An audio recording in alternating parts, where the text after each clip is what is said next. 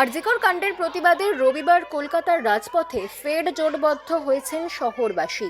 রবির বিকেলে দক্ষিণ কলকাতার 51টি স্কুলের একত্র জমায়েত এবং মিছিল আয়োজিত হয়। মিছিলে উপস্থিত ছিলেন 51টি স্কুলের ছাত্রছাত্রী এবং প্রাক্তনীরা।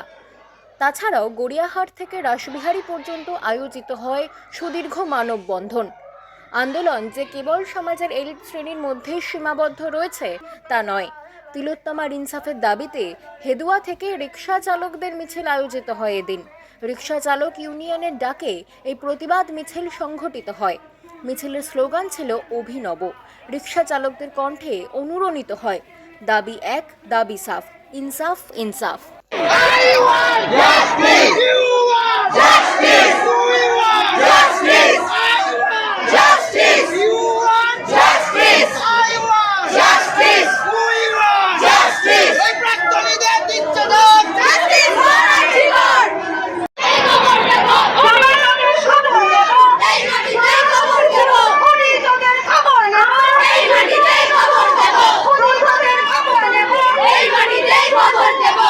বাংলা খবর, আপনার রাজনীতি, আপনার আওয়াজ।